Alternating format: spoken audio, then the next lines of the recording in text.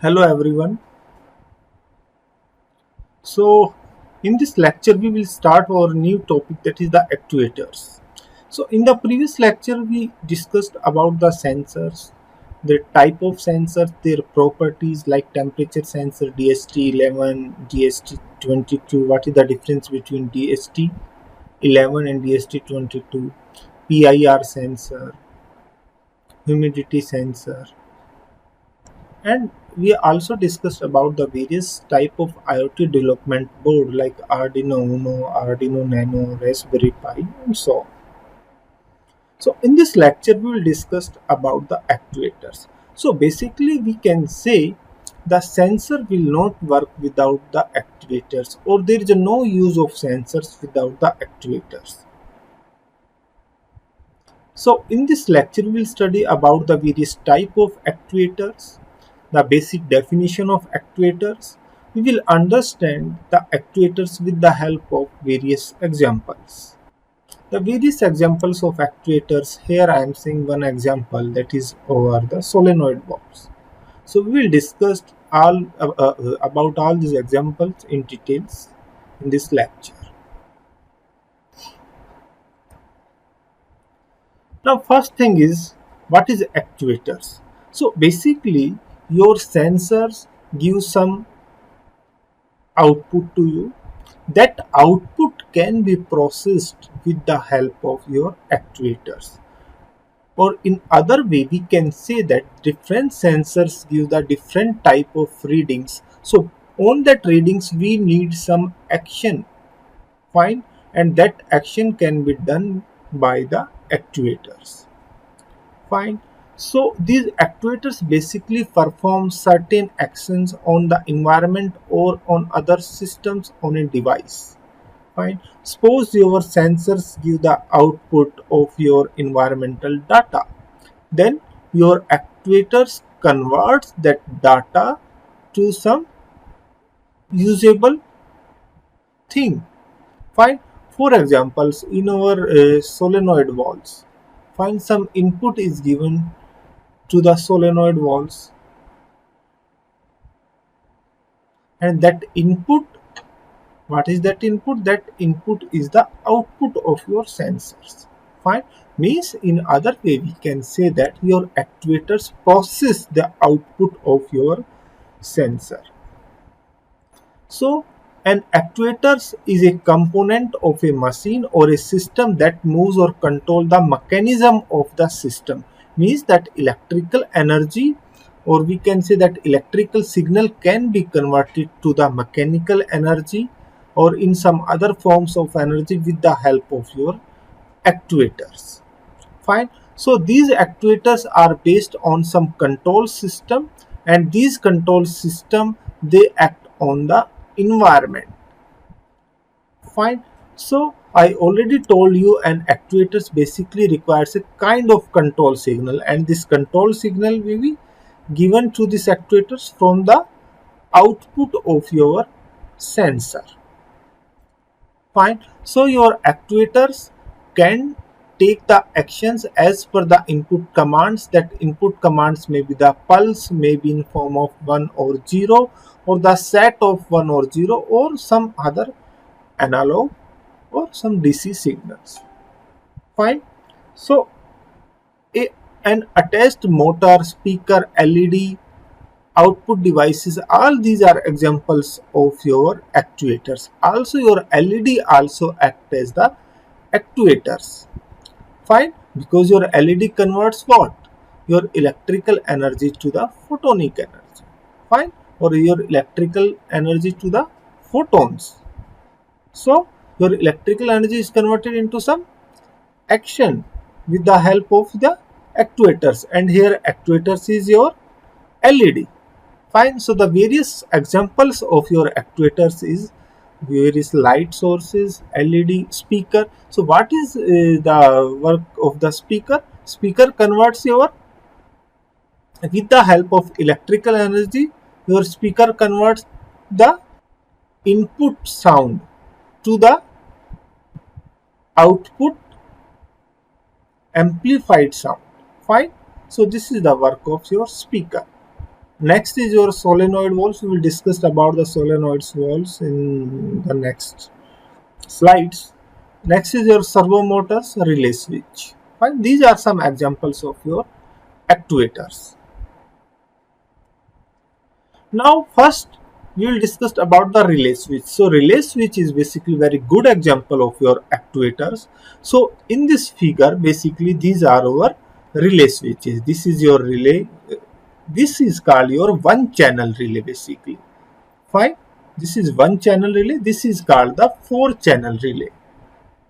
Fine. Why it is called the one channel relay and what is the meaning of the relay here? So basically your relay is an electromechanical switch which can be used to switch between AC and DC, for instance, or different other things can be performed. So what is the meaning of this statement? So with the help of this relay channel we can control various appliances. Fine. So for example, I am giving one basic examples of one IoT. So for example, you want to control the light of your home, or you want to control the various appliances in your home like AC or like fan. So how you can control these AC, fan and other appliances with the help of this relay? So we can say the relay is basically the intermediate component between your physical devices, for example your fan, AC and your input devices, that is your sensors. Suppose you want to make the automation of your home appliances, means your light can be switched off automatically, or your AC can be switched off automatically or switch on automatically based on your commands or based on your requirement. So in that case, how this relay will be useful? Fine.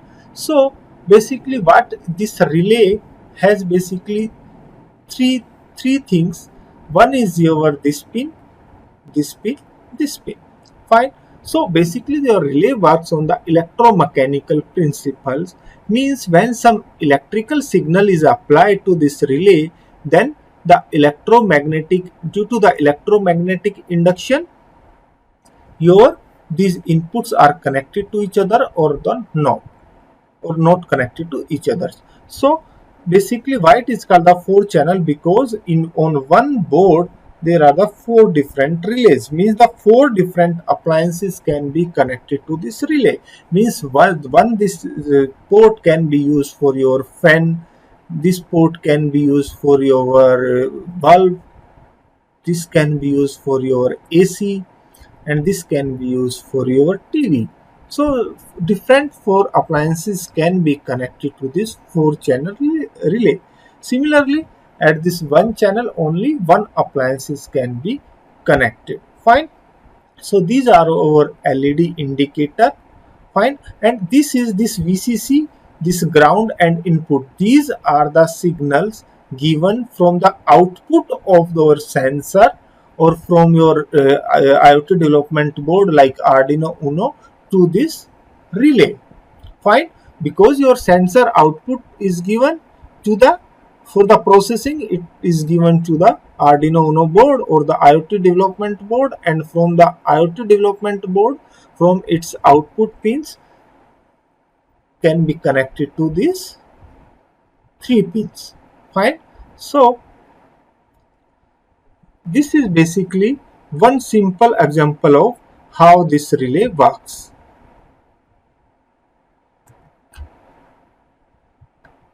See, this animation shows basically what this animation shows. When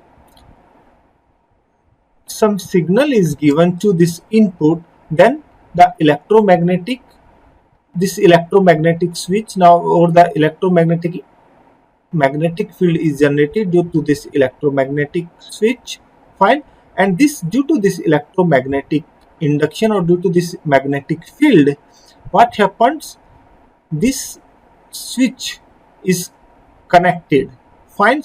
When this switch is connected, it means there is a complete path and this bulb get the switch on. fine, due to this magnetic field. So this is one good example of how the relay switch works. So basically this is the input of the relay and these are the pins connected to the appliances. So in the next figure, now here we will understand basically your relay consists of 5 pins. First pin is your basically coil pins. This is, we can say, the first pin, fine, and this second is the coil, second terminal of our coil, fine. So basically these first and second, here we are saying in the previous figure, these are over the first pin input and this is your second pin, fine. So these are connected to our electromagnetic switch or the electromagnetic coil. So when the input is given to this, and this VCC is required to operate this relay module, fine. So this VCC should be the plus 5 volt, fine. When the input is given to this relay with the help of this input, this first and the second pins, then the electromagnetic switch works or the your magnetic field generates, fine. So the first pin, second pin, now the third pin is basically over the common pin, fine. Common pins we can say like this is over the third pin. Third pin means the common pins or the negative terminal of your appliances, fine. And the this fourth pin is basically over the not connected or the normally closed. So here the fourth pin is the normally closed, fine. I will tell you what is the meaning of normally closed and what is the meaning of this fifth pin normally open. So this is our fifth pin, this is our normally open pin. So normally open and normally closed pins, here the meaning is when there is no signals, when there is no signals, fine, then in that case that appliances will not work, fine. Means this fifth pin and this common pins are not connected in that time, that is called the normally open pin, fine. So in the previous, if you connected, this is basically, this is we can say this is normally open and this is our common pin and this is normally closed pin, fine. So what happen in this case, when your bulb or any appliances is connected between the positive terminal of that appliances is connected here and the negative or the common terminal is connected here, and here if we give the input signals 1 and 2, if the input signal is 0, if the input signal is 0 means the no input signal, then if this bulb is connected here, this bulb will not glow in that case, fine.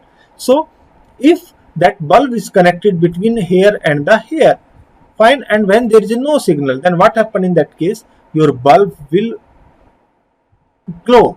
Means at zero signal, means at zero input signal, this is our input signal, at zero signal or zero input, these appliances is normally connected, fine. This is the meaning of this normally connected or the normally open pin, fine. So here in this examples, this bulb is connected to the normally open, means when there is no input signal between 1 and 2, then this bulb, the complete path or the path of this bulb is not completed, fine. Means this positive terminal and this or the common terminal are not connected, means the path is not completed in that case, fine. So if we connect this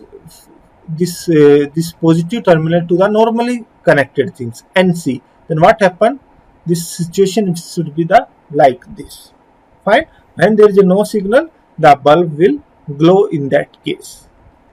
This is the meaning of this normally closed and the normally open pins. So I will show you one animation video of this. So see when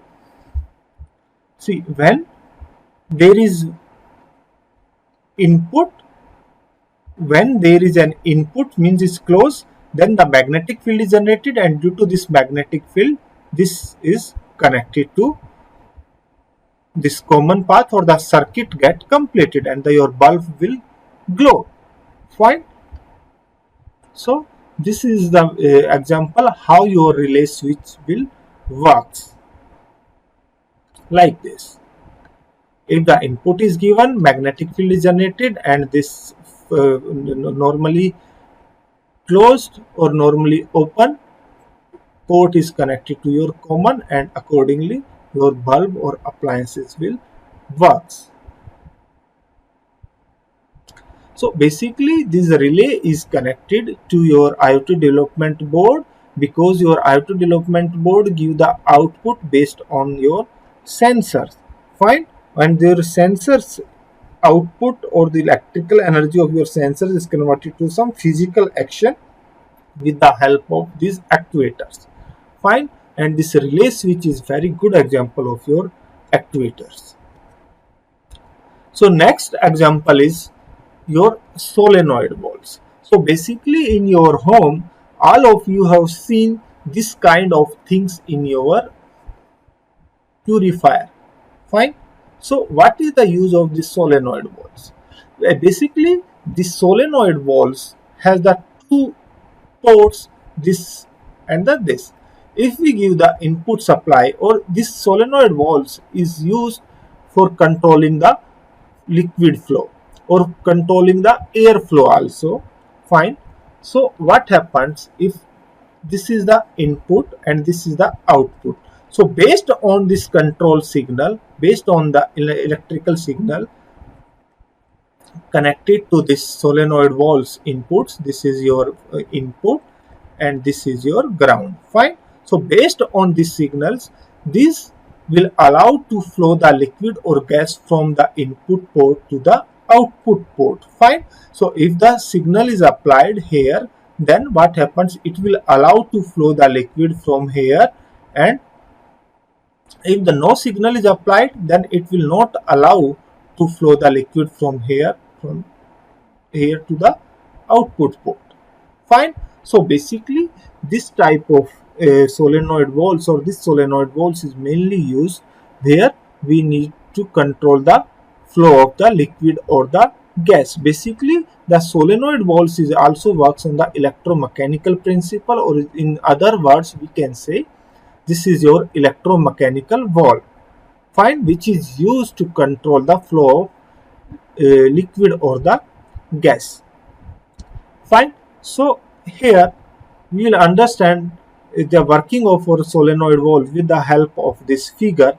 So basically this is your input port, this is the output port. So in the input, this is your water, or we can say the liquid.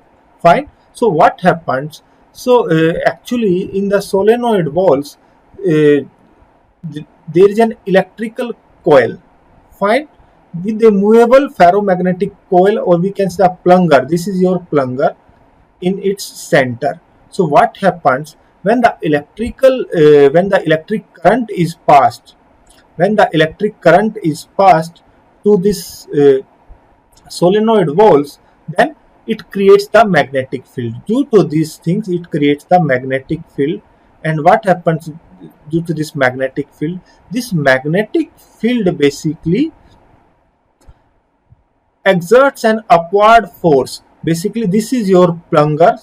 Fine. This thing is your plunger.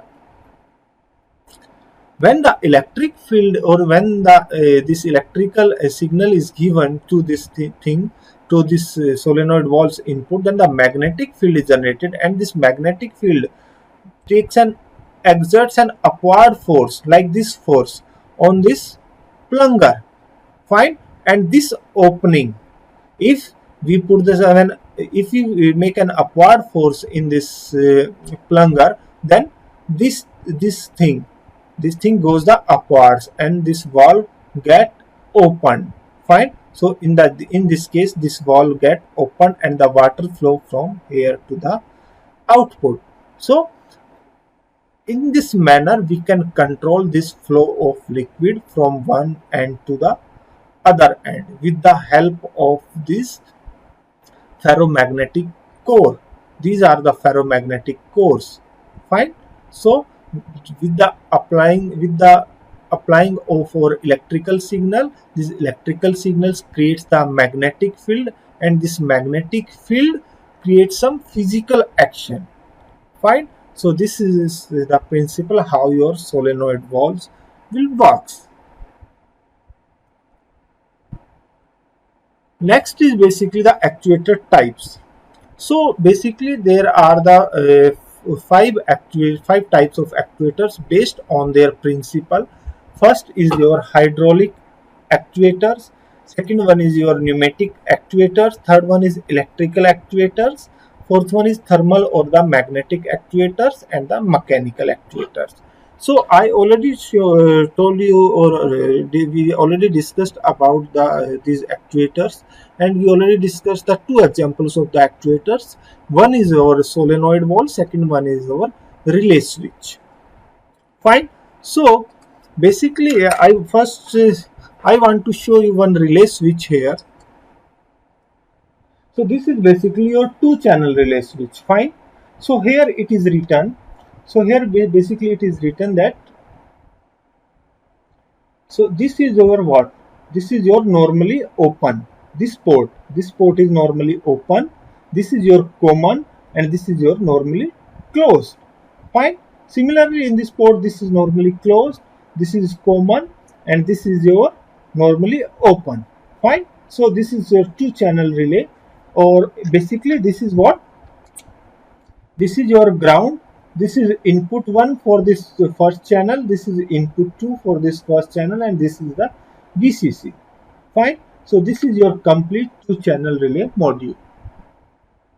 So now we will discuss about these actuator types. First we will discuss about the principle of our hydraulic actuators, then we will discuss about the pneumatic actuators, then electrical actuators, thermal or the magnetic actuators. In the last we will discuss about the mechanical actuators. So can anyone tell me, so this relay module is which type of actuators?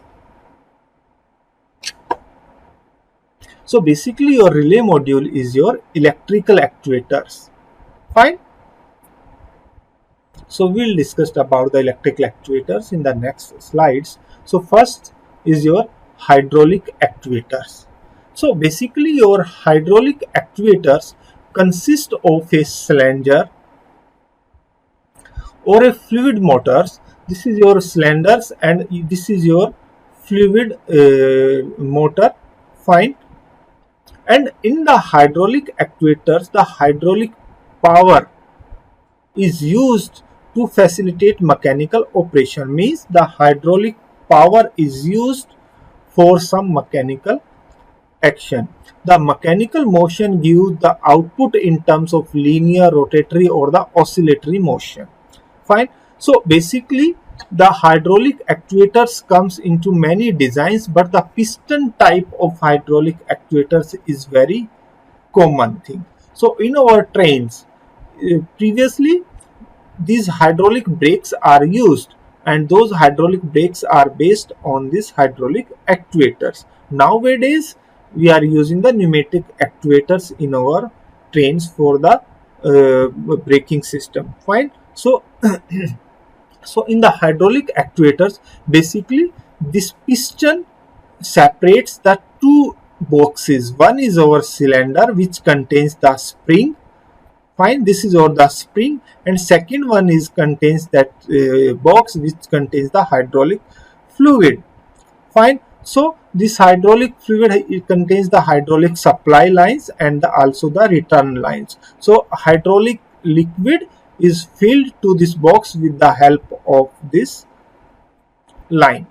Fine. So this chamber consists of hydraulic fluid and this control valve. Basically this is our valve. Fine. This is our valve. Fine. So this valve is controlled with the help of movement of this stem, and this movement of this stem is controlled with the help of these two chambers. One is over this upper chambers which contains the spring, second one is over this chambers which contains the hydraulic fluid. Fine. So what happens in the first case, when there is no hydraulic pressure, means there is no hydraulic pressure, then in that case there is no force in this chamber. Fine. So there is no force in this chamber. If there is no force in this chamber, then there is the force on this spring, in this spring, and this upper chamber, this spring chambers exerts a force in the downward direction, and this stem or this piston moves in the downward direction, and this valve is closed. Fine, this valve is closed. So what happens when the hydraulic supply is given to this chamber? If the hydraulic liquid is filled to this chamber, then what happens? It starts creating a force in the upward direction. It starts creating the force, and when this force becomes higher than this force by the spring, then what happens? This piston moves in the upward direction. Fine. When this piston moves in the upward direction, then what happens? This stem also moves in the upward direction. If this stem moves in the upward direction, then this valve get the open. Fine. In the reverse way, what happens? In the reverse way, what happens? If we remove this hydraulic liquid from here, then again what happens? Again what happens? This pressure of this hydraulic fluid get decreased, and if this pressure becomes lesser than the pressure by the spring, then it again moves in the downward direction. This piston moves in the downward direction, and this stem again moves in the downward direction, and this valve get closed. Fine. So this is the working of our hydraulic actuators. So basically your hydraulic actuators are used and suitable for the high force application. Fine. And basically one of the major problem of hydraulic actuators is after sometimes this hydraulic fluid get leaked from this actuators or from this valve. So this is the major problems or major disadvantages of our hydraulic actuators.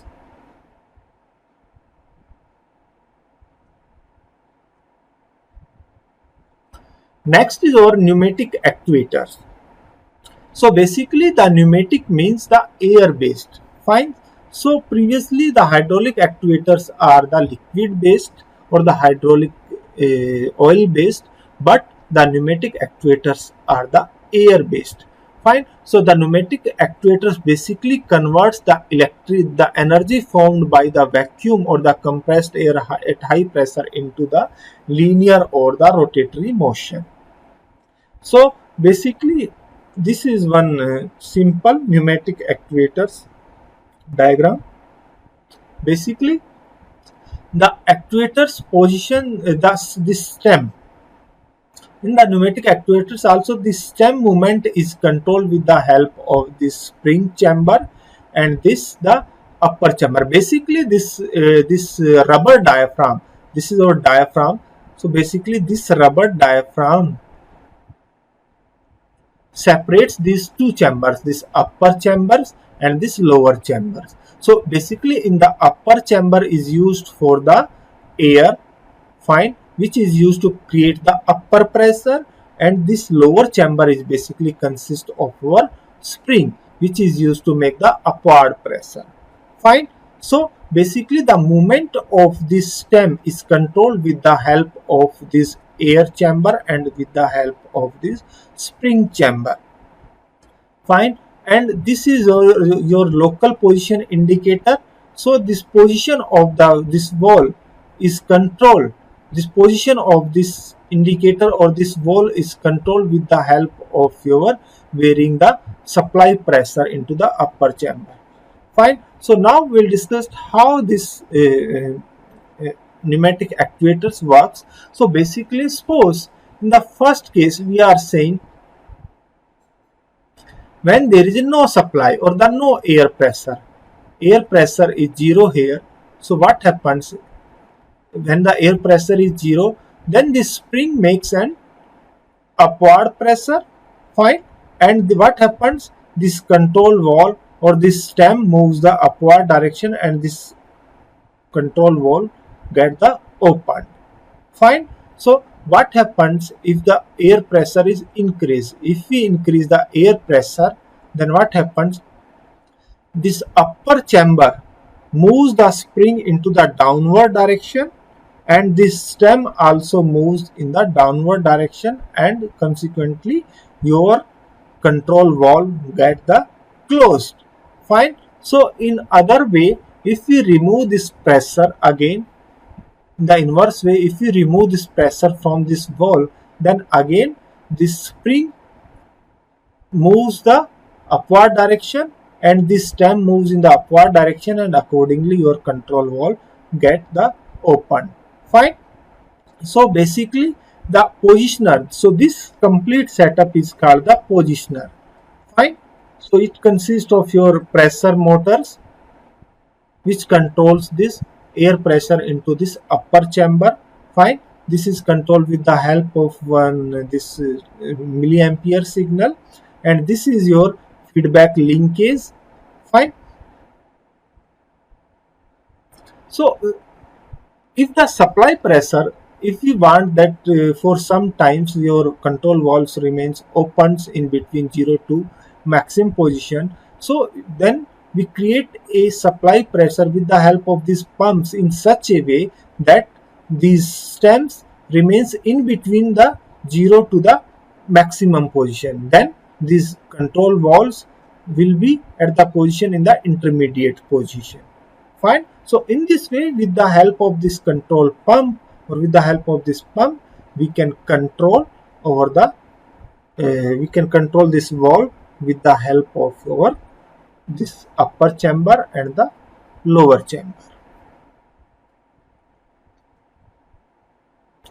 So basically pneumatic actuators can be used where the condition involves the extreme temperature. So these pneumatic actuators can be worked into this temperature range. So basically these pneumatic actuators are used where there is very high temperatures. Fine. So one main advantages of these pneumatic actuators are in terms of safety and the inspection. So basically air and the pneumatic actuators avoid the hazardous material because only the air is used, so there is a very less chance of the explosion. Fine. And also the safety of our machine can be increased because there is no magnetic interference. Fine. Also the pneumatic actuators are the lightweight, also they require the minimum maintenance and have the durable component that makes the pneumatic a cost effective method of the power. So actually there are some disadvantages of the pneumatic actuators also. So pressure losses and the compressibility of the air makes the pneumatic less efficient than the other methods. Fine. Also there is no chance of the leakage of the liquid, so also we can see the pneumatic actuators are neat and clean type of actuators. Fine. But the pressure of the air pressure or the compressibility of the air makes the pneumatic these actuators less efficient than the other methods. Fine. So actually these are very small in size, so they can be used for some specific applications where the size is the constraint. Next is our electrical actuators. So basically, as I already told you, the electrical actuators basically converts the electrical signals into some mechanical action. So I already give you one example, that is your solenoid valves. Solenoid valves is used to control the water in the pipes in response of the electrical signal. So solenoid valves is the examples of your electrical actuators. So basically the electrical actuators are very simple, cheapest and the cleanest method of our actuators. Fine. So in the electrical actuators, there are three type of motors are used: AC, DC or the stepper motor. So basically a stepper motor is an electromagnetic device which converts the electrical pulses into the discrete mechanical movement. Fine. So one times if you give the signal, then your motors works in one step. Fine. So the stepwise movement. So the stepwise movement happens in case of our stepper motor. Fine. So the electrical motor requires no external fluid power system. So that's why these are very cleanest method. Fine. So there is no air requirement like the pneumatic actuators. There is no hydraulic liquid requirement uh, like the hydraulic actuators. That's why these are very simple, cheapest and the cleanest actuators. Find the second examples which is shown in this figure, that is our electric bell.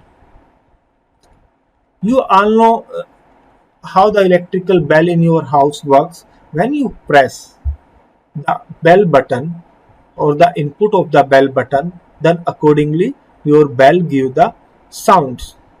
Fine.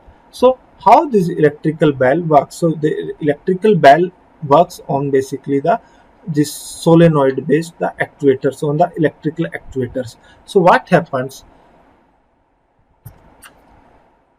if the bell is pressed, if the button is pressed here, then the electromagnetic field is generated. The button is pressed here like this, then the electromagnetic field is generated, and this electromagnetic field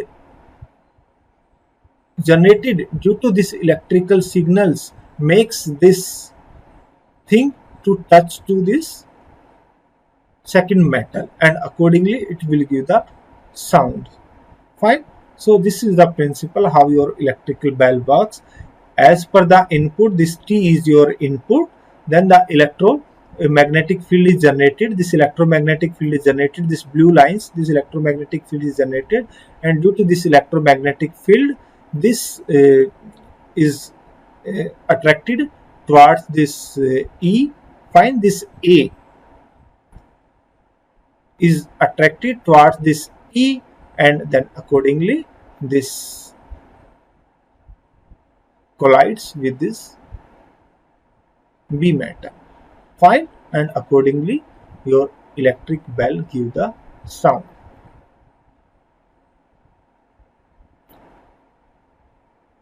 Next is our thermal and the magnetic actuators. So basically these thermal and the magnetic actuators are very popular at present because they are very compact in size, lightweight, economical and the high power density. Fine. So as the name suggests, these actuators can be activated by applying thermal or the magnetic energy. Fine. So basically these actuators use the shape memory alloys or shape memory materials, due to which these are very popular at present. So this is one examples of your thermal or the magnetic actuators. So basically this is, we can say, or the magnetic gun. Fine. So this is your magnetic gun. So what happens here, if the magnetic energy is applied to this first box, this second box and the third box. So if the first we applied the magnetic energy to the this first box, fine, like this, then what happens, I will show you this thing. The first this is applied, then the second magnetic, then the third magnetic, then this bullet passed from this end to this end. Fine. Based on this magnetic field. So this is an example of your magnetic actuators. So this is an example of basically your SMA based piezo motor. Fine. Or your SMA based shape memory alloy. Fine. So basically here, as you can see that first I will show you the animation video of this example. So see,